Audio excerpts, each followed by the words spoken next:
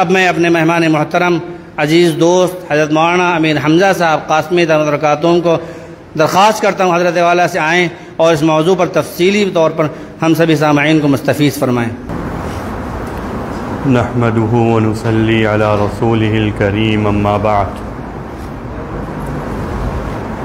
اعوذ باللہ من الشیطان الرجیم بسم اللہ الرحمن الرحیم انا اعطیناک الکوثر فصل لربک وانحر ان شانئک هو الابتر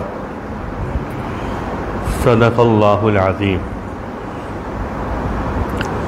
یہ جو صورت میں نے آپ کے سامنے تلاوت کری قرآن کریم کی سب سے مختصر صورت ہے۔ اس صورت میں اللہ تعالیٰ نے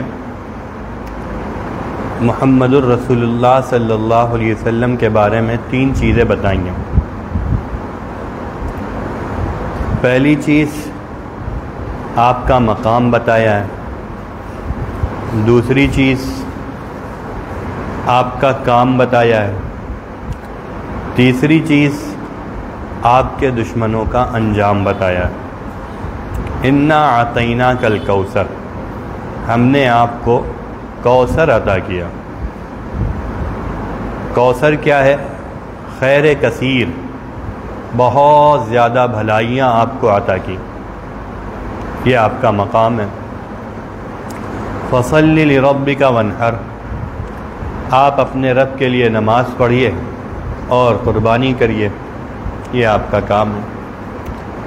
ان شانئک هو الابتر، آپ کا دشمن جو ہے وہ بے نام و نشان ہو جائے گا، اس کی نسلیں ختم ہو جائیں گی، ہلاک و برباد ہو جائے گا، یہ آپ کے دشمنوں کا انجام ہے۔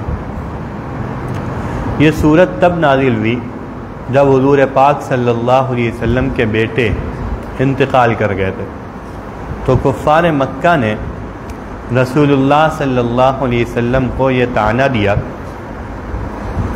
کہ ان کی نرینہ اولاد بیٹے تو اب موجود نہیں ہیں، لہذا ان کا مشن آگے نہیں چل پائے گا، یہ ختم ہو جائیں گے، کیونکہ اولاد جو ہے یہ باپ کے مشن کو لے کے آگے چلتی، جو بیٹے ہوتے ہیں لڑکے ہوتے ہیں یہ باپ کے مشن کو لے کے چلتے ہیں۔ جب بیٹے ہی نہیں ہیں تو محمد الرسول اللہ صلی اللہ علیہ وسلم سے کے بعد جو ہے یہ چیز آگے بڑھ نہیں پائے گی، یہ چیز چل نہیں پائے گی۔ یہ طعنہ دیا کفار مکہ نے، تو اس کے جواب میں اللہ تعالیٰ نے یہ صورت نازل فرمائی کہ آپ بے نام و نشان نہیں ہونے والے ہیں، آپ کے جو دشمن ہیں یہ بے نام و نشان ہونے والے ہیں۔ اب بتائیے جن لوگوں نے طعنہ دیا تھا، ابو جہل ہو گئے، عاص بن وائل ہو گئے، کون ان کا نام لینے والا ہے؟ اگر کوئی تاریخ میں ان کا تذکرہ ہے تو ایک ملعون کے طور پر تذکرہ ہے، مردود کے طور پر تذکرہ ہے، وقت کے فرعون کے طور پر تذکرہ ہے، رسول اللہ صلی اللہ علیہ وسلم کے دشمن کے طور پر تذکرہ ہے، ورنہ ان کا ذکر خیر تو نہیں ہے۔ اور رسول اللہ صلی اللہ علیہ وسلم کا ذکر کیسے ہے؟ ہر جگہ ہے۔ اللہ تعالیٰ نے کہا وَرَفَعْنَا لَكَ ذِكْرَكَ، ہم نے آپ کے ذکر کو بلند کر دیا۔ ہر وقت رسول اللہ صلی اللہ علیہ وسلم کا ذکر ہوتا رہتا ہے، ہر مقام پر ہے، ہر جگہ ہے۔ اللہ تعالیٰ نے دنیا کا نظام اس طرح بنایا ہے کہ دنیا میں ہر وقت اذان، نماز، عبادت ہوتی رہتی ہے، ہر وقت اذان ہو رہی ہے، ہر وقت نماز ہو رہی ہے۔ تو جب اذان ہو رہی ہے اشہد ان لا الہ الا اللہ، اشہد ان محمد رسول اللہ، اس میں اللہ کے ایک ہونے کی گواہی دی جا رہی ہے اور محمد الرسول اللہ صلی اللہ علیہ وسلم کے رسول ہونے کی گواہی دی جا رہی ہے۔ نماز کا آغاز ہوتا ہے اللہ اکبر، الحمدللہ رب العالمین الرحمن الرحیم، اللہ کی تعریف کے ساتھ، اللہ کی بڑائی کے ساتھ نماز کا آغاز ہوتا ہے۔ اختتام ہو رہا ہے اللہم صلی علی محمد وعلی آل محمد، السلام علیکہ ایہا النبی ورحمۃ اللہ وبرکاتہ۔ نبی اکرم صلی اللہ علیہ وسلم پر درود و سلام بھیج کر نماز کا اختتام ہو رہا ہے۔ تو ہر وقت رسول اللہ صلی اللہ علیہ وسلم کا تذکرہ ہو رہا ہے، تو ذکر باقی رہا رسول اللہ صلی اللہ علیہ وسلم کا، اور آپ کے دشمنوں کا تذکرہ ختم ہو گیا۔ مجھے یہاں پر جو چیز ذکر کرنی ہے اس آیت کے ضمن میں وہ یہ کہ اللہ تعالیٰ نے آپ صلی اللہ علیہ وسلم سے فرمایا کہ انا اعطیناک الکوثر، ہم نے آپ کو کوثر عطا کی۔ اب کوثر کی کئی تفسیریں آئی ہیں، کئی معنی ہیں۔ ایک کوثر کا مطلب تو یہ ہے کہ جنت کی ایک خاص نہر ہے جو نبی اکرم صلی اللہ علیہ وسلم کو دی گئی ہے۔ ایک بہت جامع مفہوم ہے جس کو میں نے کہا خیر کثیر۔ یہ مفسرین لکھتے ہیں کہ خیر کثیر دیا گیا، بہت زیادہ بھلائی عطا کی گئی۔ پھر مفسرین نے یہاں پر خیر کثیر کیا ہے، کیا چیز ہے خیر کثیر، وہاں پر یہ ذکر کیا ہے کہ جیسے اصحاب محمد الرسول اللہ صلی اللہ علیہ وسلم کو دیے گئے ہیں ایسے اصحاب کسی اور کو نہیں دیے گئے۔ اور یہ معنی، یہ تفسیر جو ہے بڑی دل کو لگتی بھی ہے کہ انہوں نے کہا تھا کہ آپ کے بیٹے قاسم ختم ہو گئے، طیب ختم ہو گئے، پھر آگے چل کے ابراہیم بھی ختم ہو گئے، تو آپ کے بیٹے تو ختم ہو گئے، آپ کا ذکر کرنے والا کوئی نہیں رہے گا، آپ کے مشن کو لے کر آگے بڑھنے والا نہیں رہے گا۔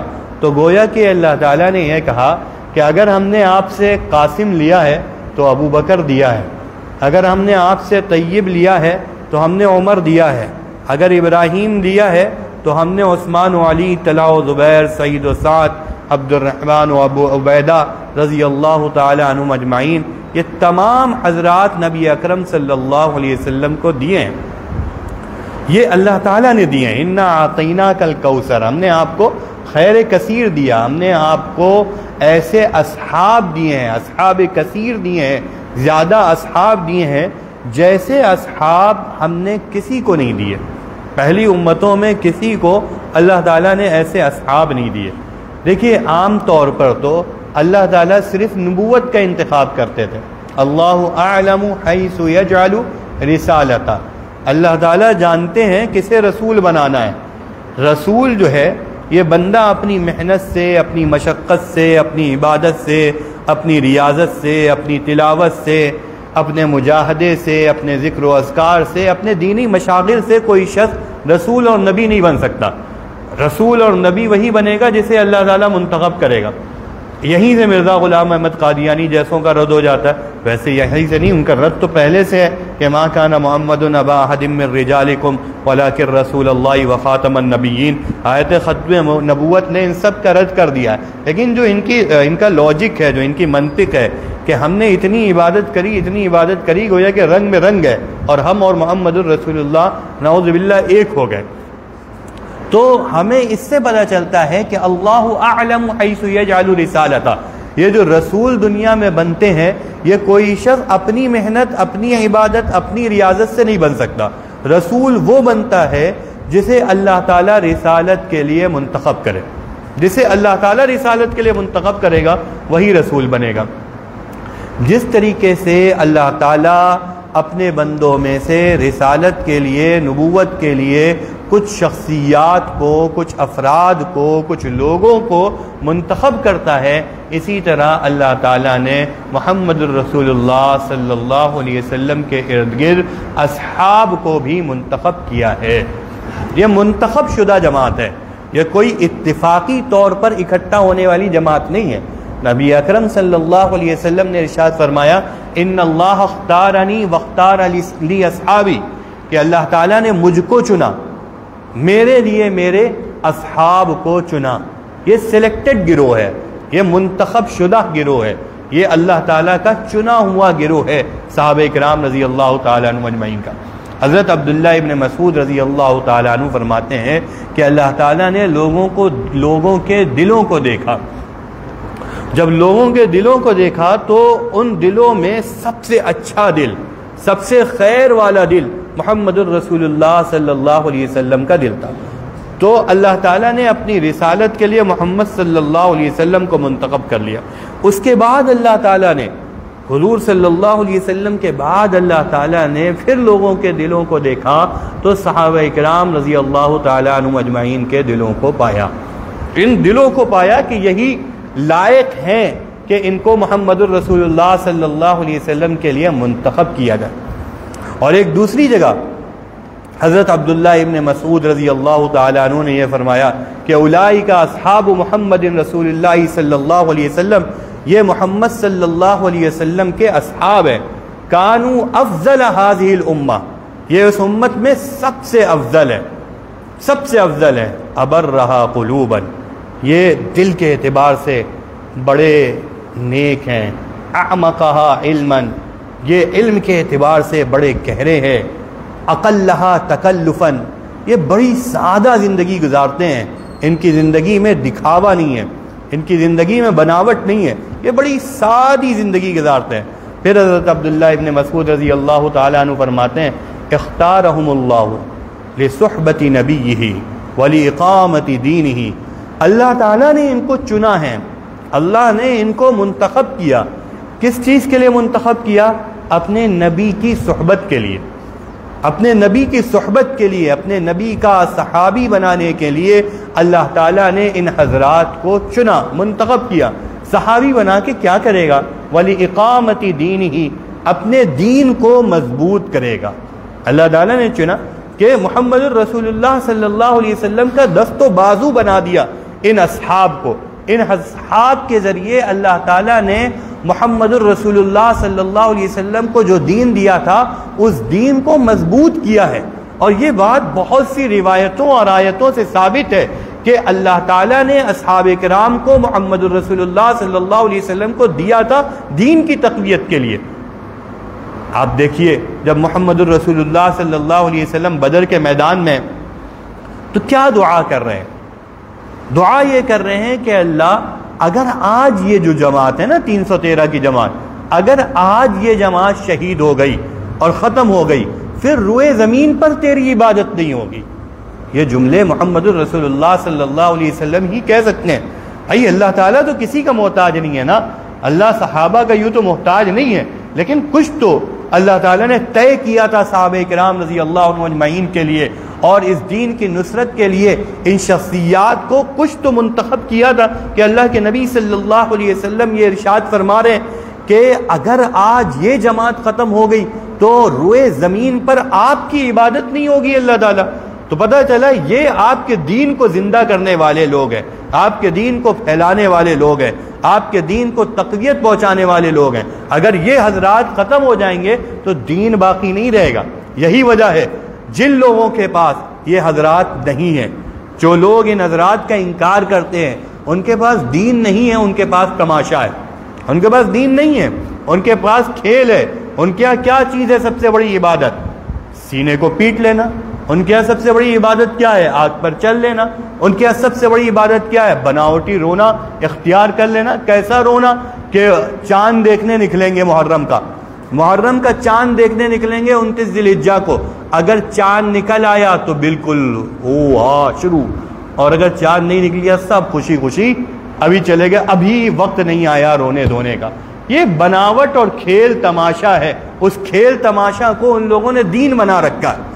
یہ کیوں یہ کھیل تماشا دین بن گیا؟ کیونکہ جو دین کے محافظ تھے، دین کو پہنچانے والے تھے، دین کو مضبوط کرنے والے تھے، ان حضرات سے رشتہ ان کا ٹوٹ گیا تھا۔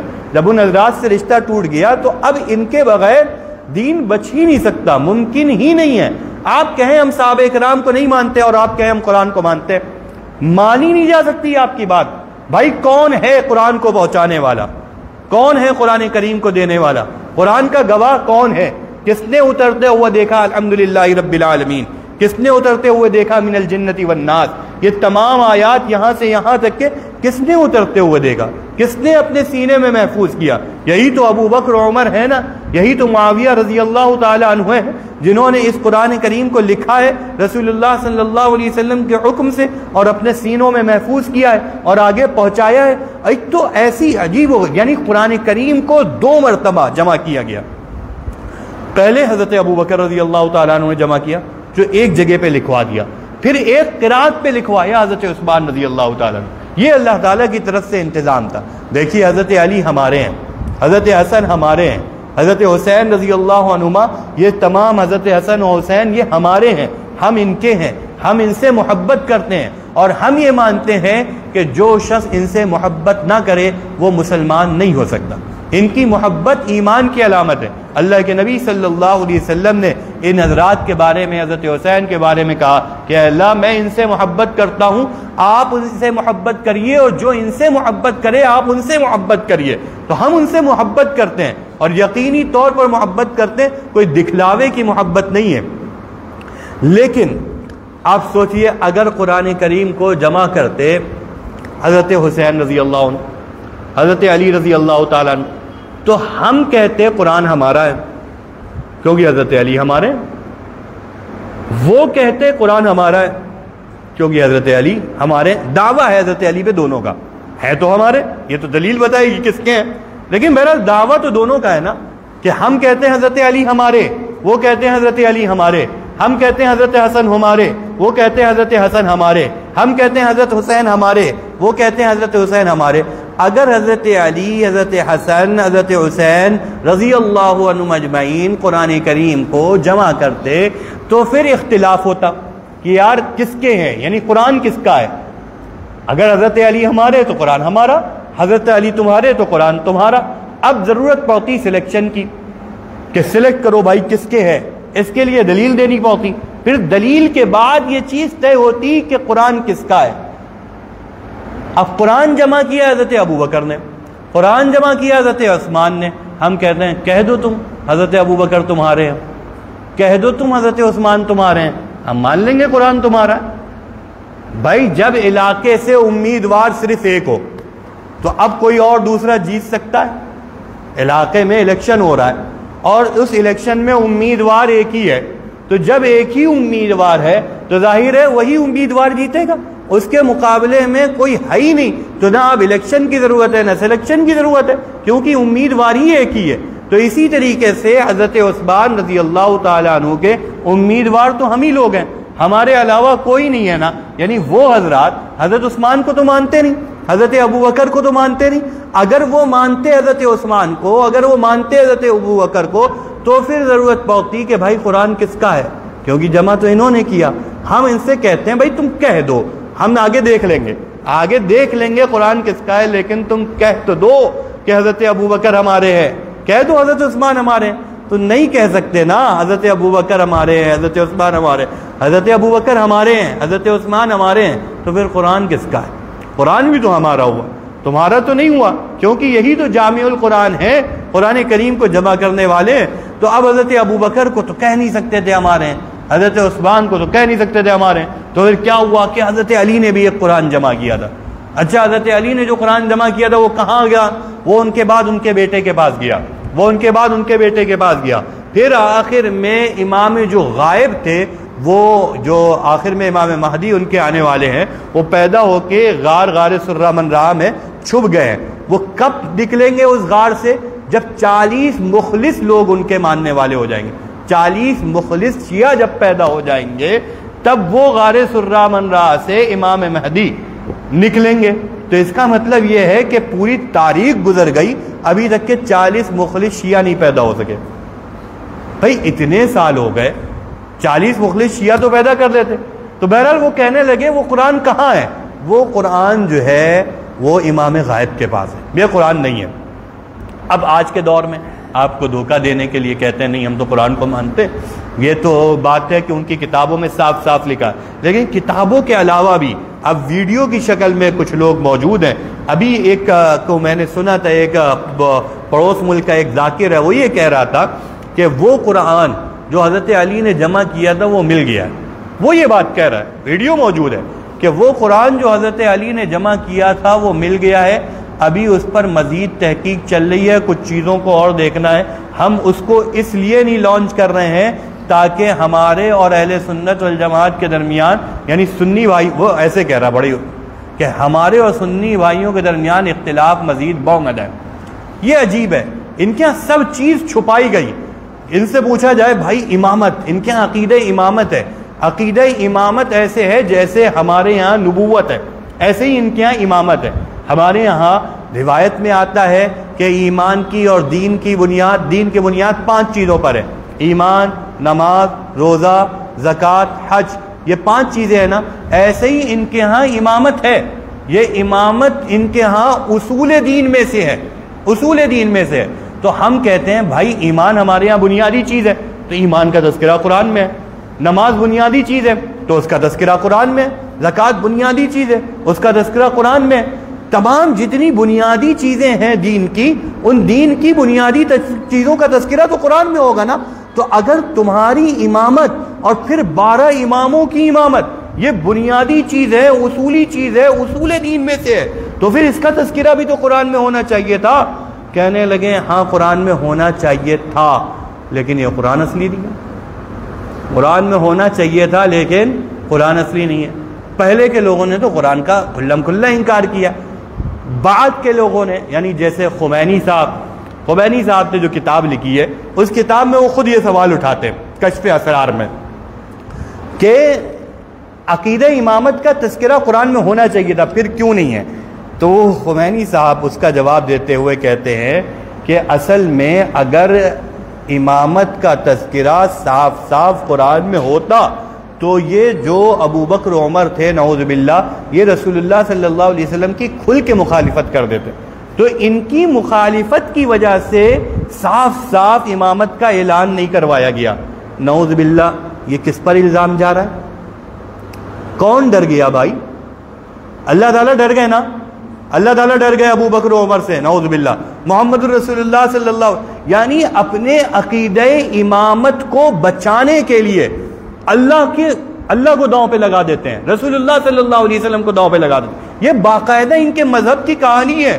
جیسے ان کے ہاں اماموں کا جو سلسلہ ہے، سب سے پہلے امام ہے حضرت علی، اس کے بعد ہے حضرت حسن، اس کے بعد ہے حضرت حسین، اس کے بعد ہے علی زین العابدین، اس کے بعد ہے امام باقر، اس کے بعد ہے امام جعفر۔ ان کے امامت کا جو مسئلہ ہے وہ یہ ہے کہ امام جو ہوگا وہ امام کی اولاد امام ہوگی، اور امام کی ہر اولاد امام نہیں ہوگی، امام کی بڑی اولاد امام ہوگی، امام کی جو بڑی اولاد ہوگی وہ امام ہوگی۔ اچھا، اگر یہی اصول رکھ لیں تو پہلے ہی ان کا جو امامت کا کانسیپٹ ہے وہ ختم ہو جاتا ہے کہ بھائی حضرت علی کے بڑے بیٹے کون تھے؟ حضرت حسن۔ اب امام کی اولاد امام ہوگی نا، امام کا بھائی تو نہیں ہوگا، اور اس کی بڑی اولاد امام ہوگی، تو اب حسن کے بعد امام حسن کے بیٹے ہونے چاہیے تھے نا امام۔ چلو حضرت حسین کو کسی وجہ سے مان لیا تھا تو پھر لوٹا دیتے ادھر حضرت حسین کے بعد، لیکن اب یہ سلسلہ چلا حضرت حسن کو ختم کر دیا۔ کیوں حضرت حسن کو ختم کیا؟ اس کے پیچھے بھی بڑی وجوہات ہیں، حضرت حسن کو کیوں ختم کیا؟ ان کے یہاں حضرت حسن کا تذکرہ نہیں ملتا کہ یہ شہادت حسین مناتے ہیں، ان سے کہہ دو ذرا صلح حسن منا لو کبھی۔ بھائی حضرت حسن رضی اللہ عنہ کی صلح، حضرت حسین کی شہادت کا تذکرہ اگر رسول اللہ صلی اللہ علیہ وسلم کی احادیث میں موجود ہے تو حضرت حسن کی صلح کا تذکرہ بھی تو موجود ہے، بلکہ بخاری شریف میں موجود ہے کہ رسول اللہ صلی اللہ علیہ وسلم نے ارشاد فرمایا میرا یہ بیٹا حسن سردار ہے، اللہ تعالیٰ اس کے ذریعے مسلمانوں کی 2 عظیم جماعتوں کے درمیان صلح کروائے گا۔ تو حضرت حسن اور حضرت معاویہ رضی اللہ تعالیٰ عنہ کی جو صلح ہوئی یہ اسی بشارت کے پیش نظر ہوئی تھی۔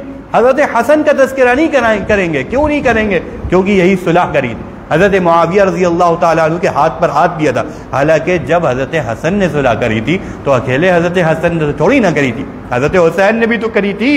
چھوڑ دینا چاہیے حضرت حسین کو بھی، لیکن بنانا بھی تو ہے کچھ، باقی بھی تو رکھنا ہے خرافات اپنی، تو کہیں نہ کہیں سے تو لے کے سلسلہ چلیں گے۔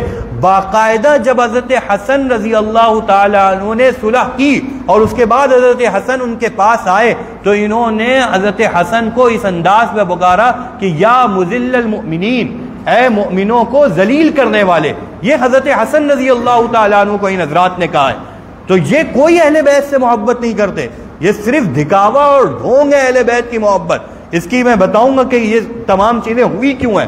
بہرحال میں تو یہ بتا رہا تھا کہ ان کے ہاں امامت کیسا عجیب و غریب عقیدہ ہے کہ عقیدہ امامت کو بچانے کے لیے اللہ تعالیٰ کی طرف غلطی منسوب کر دیں گے، اللہ کو غلط کہہ دیں گے۔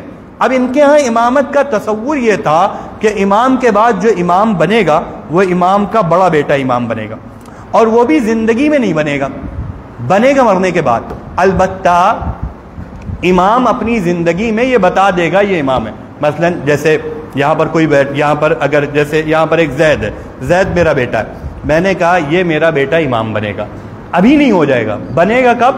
جب میں مر جاؤں گا۔ یہ ان کے ہاں سلسلہ تھا. تو امام جعفر کے جو بڑے بیٹے تھے ان کا نام تھا اسماعیل. امام جعفر کے بڑے بیٹے کا نام تھا اسماعیل. اس کے بعد موسیٰ کاظم تھے. امام جعفر نے جو ہے اپنی زندگی میں یہ کہہ دیا کہ میں ان کی گفتگو اور ان کے مذہب کے مطابق، ورنہ کسی امام وغیرہ نے یہ نہیں کہا، جو انہوں نے بنایا ہے وہ یہ کہ امام جعفر نے کہہ دیا میرے بعد جو امام بنے گا وہ اسماعیل بنیں گے، میرے بعد جو امام بنے گا وہ اسماعیل بنیں گے. ہوا یہ کہ امام جعفر ابھی زندہ تھے، اسماعیل کا ہو گیا انتقال. ایک نے یہیں سے کر لیا، کہنے لگے اسماعیل جو ہے انتقال نہیں کرے، وہ چھپ گئے تھے، روپوش ہو گئے تھے. جو فرقہ اسماعیلی ہے نا، اسماعیلی شیعہ، بہرا شیعہ، آپ لوگوں نے سنا ہوگا، آغا خانی شیعہ، یہ سب یہیں سے آئے ہیں. اسماعیلی شیعہ، باطنی شیعہ، یہ سب یہیں، یہ امام اسماعیل کو مانتے ہیں، موسیٰ کاظم کو نہیں مانتے. بہرحال جو بڑی تعداد میں شیعہ ہیں جنہیں اثنا عشری کہتے ہیں وہ موسیٰ کاظم کے ماننے والے ہیں. اب یہ بڑا مسئلہ ہو گیا کہ امام نے تو کہہ دیا تھا کہ بنیں گے امام کون؟ اسماعیل، لیکن اسماعیل پا گئے وفات. اب امام تو معصوم من اللہ، وہ معصوم ہوتے ہیں، وہ جو بات کہتے ہیں وہ اللہ تعالیٰ کی طرف سے کہتے ہیں، وہ اپنی طرف سے تو کوئی بات کہتے نہیں. اب امام سے ہو گئی غلطی تو کہنے کہ نہیں، امام سے غلطی نہیں ہوئی، غلطی کس سے ہوئی؟ کہنے کہ اللہ سے غلطی ہو گئی. ایک عقیدہ بنا دیا انہوں نے، عقیدہ بدا. یہ عقیدہ بدا جو ہے، بدا مطلب غلطی ہونا، اللہ تعالیٰ سے غلطی ہونا. یہ عقیدہ بدا انہوں نے بتایا ہے اپنے امام کو بچانے کے لیے، اپنے امام کو بچانے کے لیے کہ میرے امام بچ جائیں، اللہ تعالیٰ کی ذات مدون ہونی ہے، متون ہونی ہے، ہو جائے. کہ انہوں نے قرآن میں آیتیں کیوں نہیں اتاری، ہونی ہو جائے، ہمارا عقیدہ امامت بن جائے. تو میں تو یہ کہہ رہا تھا کہ خمینی صاحب نے یہ سوال اٹھایا کہ بھائی صاحب اگر امامت اتنی بنیادی چیز ہے اس کا تذکرہ قرآن میں کیوں نہیں ہے؟ تو خود انہوں نے یہ جواب دیا کہ اصل میں اس کا تذکرہ قرآن میں اس لیے نہیں ہے کہ اگر قرآن میں تذکرہ ہوتا تو یہ جو ابو بکر و عمر جو چھپے ہوئے، نعوذ باللہ ان کی زبان میں جو چھپے ہوئے منافق تھے، یہ کھل کر مخالفت میں آ جاتے اگر حضرت علی کا لفظ آ جاتا. اس وجہ سے اللہ تعالیٰ نے قرآن کریم میں آیت نہیں اتاری. آپ بتائیے، وہ اللہ جب محمد رسول اللہ صلی اللہ علیہ وسلم اکیلے ہیں، وہ کہہ رہا ہے کہ آپ لا الہ الا اللہ کی صدا لگائیے لوگوں کے درمیان میں جا کے، انذر عشیرتک الاقربین، اپنے لوگوں کو جا کے ڈرائیے. اس کی صدا پر حضرت ابو بکر رضی اللہ تعالیٰ عنہ ایمان قبول کر رہے ہیں. جو پورے مکے میں مسلمان مارے کھا رہے ہیں، ستائے جا رہے ہیں، لیکن حق کا اعلان کیا جا رہا ہے، اس کے بارے میں کہہ رہے ہیں کہ ابو بکر عمر رضی اللہ عنہ سے نعوذ باللہ اللہ تعالیٰ ڈر گئے. تو یہ ماننا پڑے گا. یہ باتیں کیوں ماننی پڑیں گی؟ کیونکہ اس قرآن کو جمع کرنے والے ابو بکر ہیں اور عثمان ہیں. یہ ممکن ہی نہیں ہے قرآن کریم پر ایمان لانا، ان کا ممکن ہی نہیں ہے. وہ کہتے ہیں ہم قرآن کریم کو مانتے ہیں. بھائی آپ کیسے مان لو گے؟ آپ کے ہاں تو بس 4 یا 5 ہیں جو مخلص صحابی ہیں، باقی تو مخلص ہے ہی نہیں نا. حضرت علی رضی اللہ تعالیٰ عنہ کے جو مخلص صحابی ہیں وہ 4-5 ہیں. اور متواتر ہونے کے لیے کسی چیز کا کم از کم 70-80 افراد تو گواہی دے. جب 70-80 افراد، یہ کم از کم کی ہم بات کر رہے ہیں، یہ گواہی دیں گے کہ یہ قرآن اللہ کی طرف سے ہے، محمد صلی اللہ علیہ وسلم پر اترا تھا، تب قرآن کا قرآن ہونا یقینی طور پر معلوم ہوگا. اور ان کے یہاں ہیں ہی 4-5، تو یہ ایمان لا ہی نہیں سکتے قرآن کریم پر. تو میں جو مضمون لے کر چل رہا تھا وہ یہ تھا کہ اختارہم اللہ لصحبت نبیہ ولاقامت دینی، کہ اللہ تعالیٰ نے ان اصحاب محمد صلی اللہ علیہ وسلم کو چنا ہے، منتخب کیا ہے اپنے نبی صلی اللہ علیہ وسلم کی صحبت کے لیے، ولاقامت دینہ، اور اپنے دین کو مضبوط کرنے کے لیے. ان کے ذریعے اللہ تعالیٰ نے محمد الرسول اللہ صلی اللہ علیہ وسلم کا دین مضبوط کیا ہے. اللہ تعالیٰ نے قرآن کریم میں آیت اتاری تھی، والذی ارسل رسولہ بالہدی ودین الحق لیظہرہ علی الدین کلہ، کہ اللہ کی ذات وہ ذات ہے جس نے اپنے رسول کو ہدایت کے ساتھ، دین حق کے ساتھ بھیجا تاکہ وہ اس دین کو تمام دینوں پر غالب کر دے، تمام دینوں پر غالب کر دے. اس لیے یہ محمد الرسول اللہ صلی اللہ علیہ وسلم کا دین آیا تھا. اب حضور صلی اللہ علیہ وسلم اس دنیا سے تشریف لے جا رہے ہیں، لیکن ابھی اس دنیا میں دو بڑی طاقتیں موجود ہیں. ایک طاقت کا نام ہے ایران، ایک طاقت کا نام ہے روم، جس کو ہم لوگ کہتے ہیں قیصر و کسریٰ. روم کو قیصر کہا جاتا تھا اور ایران کو کسریٰ کہا جاتا تھا. کہ بڑی طاقتیں موجود ہیں جو ابھی گویا کہ دنیا پر طاقت کے اعتبار سے، قوت کے اعتبار سے، شوکت کے اعتبار سے، عسکری لحاظ سے اسلام نہیں چھایا ہے. ابھی یہ دو بڑی طاقتیں موجود ہیں اور محمد رسول اللہ صلی اللہ علیہ وسلم اس دنیا سے چلے گئے. اور اللہ نے کیا کہا تھا کہ اللہ تعالیٰ آپ کے ذریعے دین کو غالب کر دے. تو یہ غلبہ کس کے ہاتھ پر ہوا؟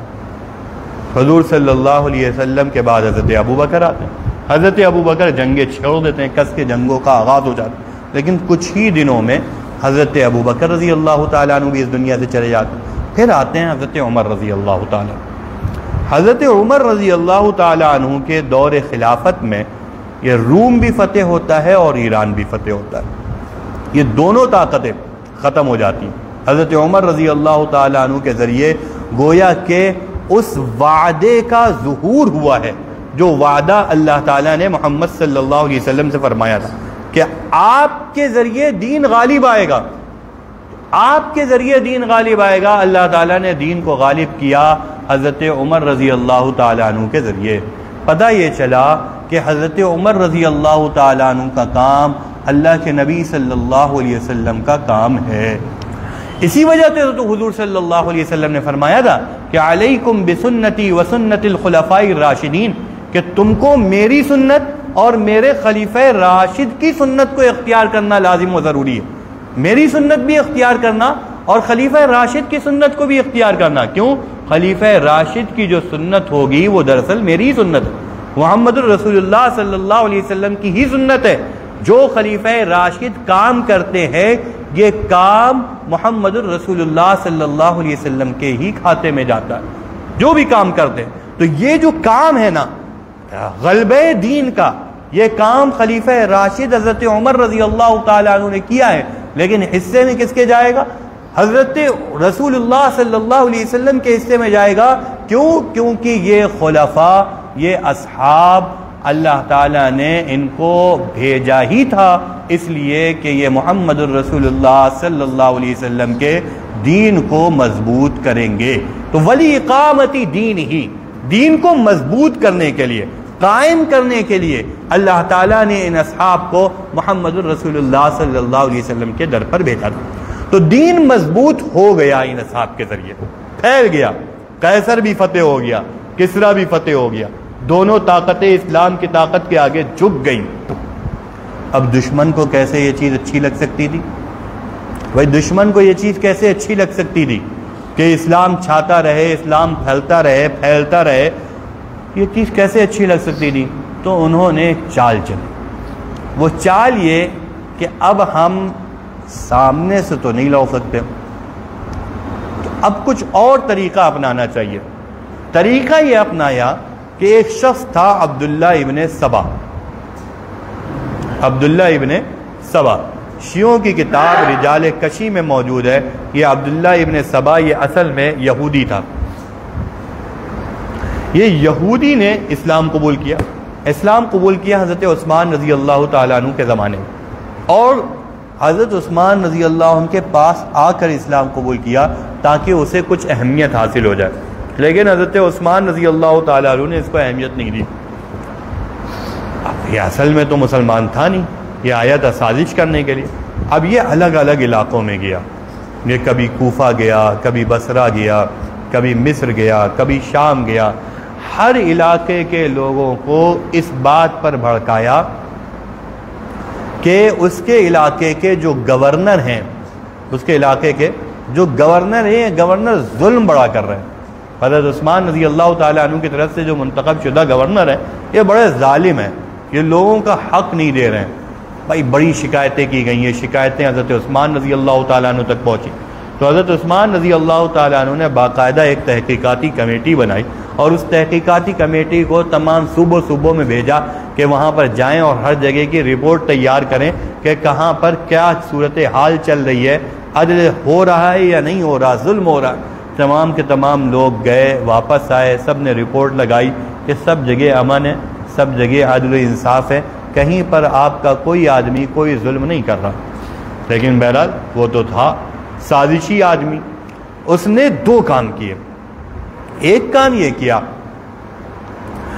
کہ حضرت عثمان کے خلاف، حضرت عثمان کے گورنروں کے خلاف اور ان سے پہلے حضرت ابو بکر، عمر، ان حضرات کے خلاف لوگوں کو بھرا کہ یہ لوگ انصاف نہیں کر کے گئے، یہ لوگ ظلم کر کے گئے۔ دوسرا کام یہ کیا کہ حضرت علی رضی اللہ تعالیٰ عنہ کا درجہ بڑھایا، حضرت علی کا درجہ بڑھایا۔ اور کس انداز میں درجہ بڑھایا؟ جو شخص جس درجے کی بات کو مان سکتا تھا اس کو اس درجے کی بات بتائی۔ جو اس درجے کی بات مان سکتا تھا کہ حضرت علی حضرت ابو بکر سے افضل ہیں، اس کو اتنا ہی سمجھایا کہ حضرت علی حضرت ابو بکر سے افضل ہے۔